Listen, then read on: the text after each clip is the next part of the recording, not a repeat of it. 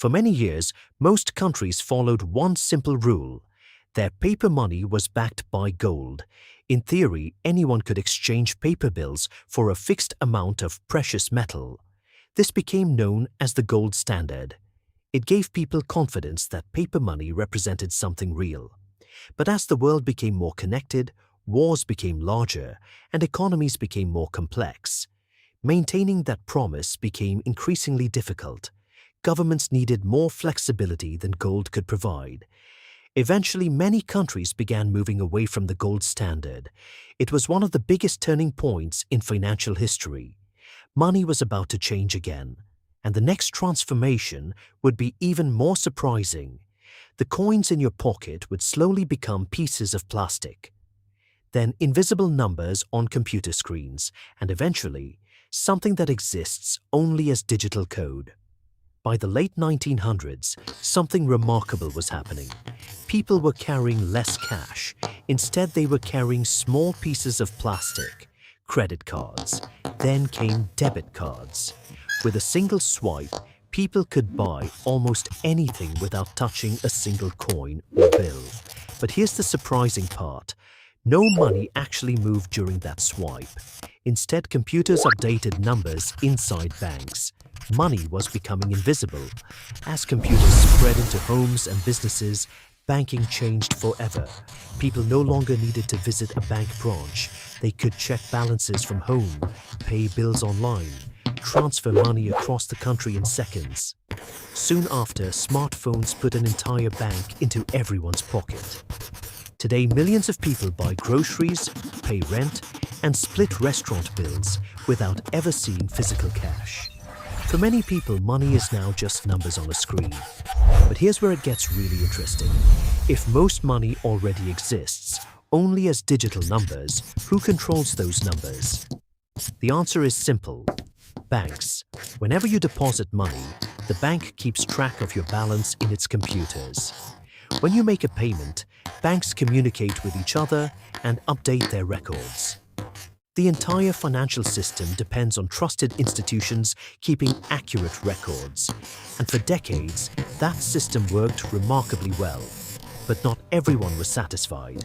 In 2008, the world experienced one of the biggest financial crises in modern history.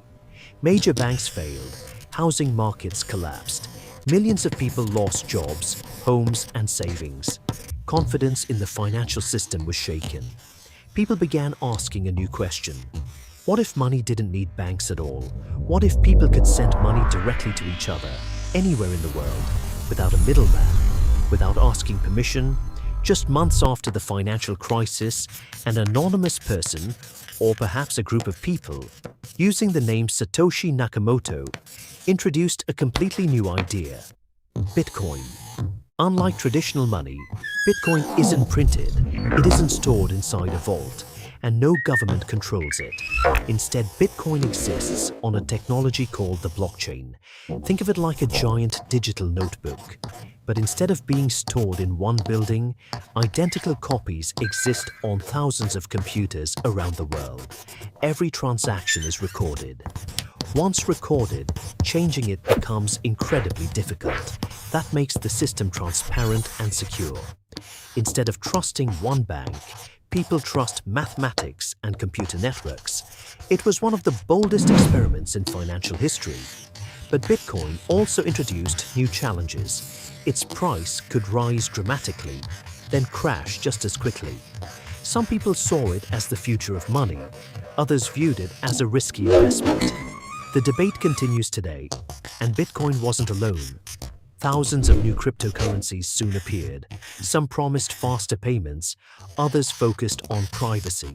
Some powered entirely new digital applications. The world of money was evolving faster than ever before. But here's something many people don't realize. Even as cryptocurrencies gained attention, another revolution quietly transformed everyday payments. Digital wallets. Today, a phone can replace your wallet. You can tap a screen to buy coffee, order groceries, book flights, or send money to a friend within seconds. For billions of people, physical cash is becoming less important every year. Some countries have even experimented with cashless societies where nearly every payment is digital. Now governments are exploring another idea: central bank digital currencies, often called CBDCs. Unlike cryptocurrencies, these digital currencies would still be issued and managed by central banks. Imagine having digital cash that's backed directly by your country's government. No paper, no coins, just secure digital money. Some believe this could make payments faster and cheaper. Others worry about privacy and government control. The future is still being written. And that brings us to one final question. What actually gives money its value? Is it gold, paper, plastic, computer code? The answer is none of them. Gold has value because people agree it does. Paper has value because governments and societies trust it. Digital money has value because banks keep reliable records. Bitcoin has value because millions of people believe in the technology behind it. Across 10,000 years, the shape of money has changed again and again.